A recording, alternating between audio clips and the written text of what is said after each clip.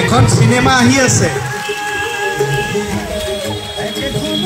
নামটো স্বৰ্গৰথ, 7 জুনত আহি আছে।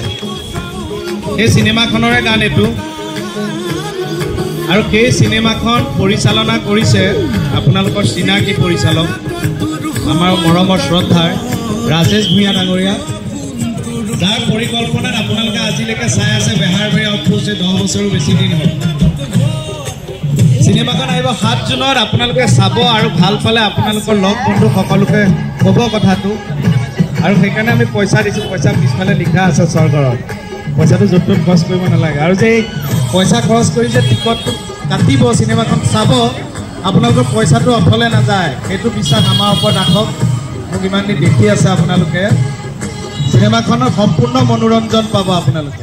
আৰু তাতে অভিনয় কৰিছে শ্বাহৰুখ খানৰ লগত যে জৱান বুলি চিনেমাখন, হিন্দী চিনেমাখন কৰিছিল কেনি বসুমতাৰী, তেওঁ আছে, কমল লোচন আছে, মোৰ ভাইটিৰ উদ্ভাৱন আছে। সোমাইছে, মানুহ বাঢ়ি বাঢ়ি গৈ আছে, এনেধৰণে প্ৰচাৰ কৰিছে, যিহেতু স্কুল কলেজবিলাকত পৰীক্ষা হৈ আছেতো, গতিকে আমি তেনেকৈ সেয়া মুখ্য কৰি যোৱা নাই। আৰু স্বৰ্গৰথৰ গানটো ইমান সুন্দৰকৈ আদৰি লৈছে ওলাওঁতে আমাৰ মন বন্ধু। আমাৰ বিশ্বাস যে চিনেমাখনো আদৰি ল'ব আৰু ভাল পাব। ৰাজেশ ভূঞাদেৱৰ সেইখিনি দক্ষতা আছে, অসমৰ মানুহে জানে। স্বৰ্গৰথ ভাল পাব, এণ্টাৰটেইনমেণ্ট পাব, লগতে এটা মেছেজো পাব সমাজৰ কাৰণে। পইচাটো অথলে নাযায়, উচুল হ'ব। জুনৰ 7 তাৰিখৰ পৰা অসমৰ সকলো সদনিকতে উপলব্ধ হ'ব। আৰু আমি গোটেই স্বৰ্গৰথ মাৰিছোঁ আজি তেজপুৰত ৰাইজৰ মাজলৈ চিনেমাখনৰ প্ৰমোচনৰ কাৰণে।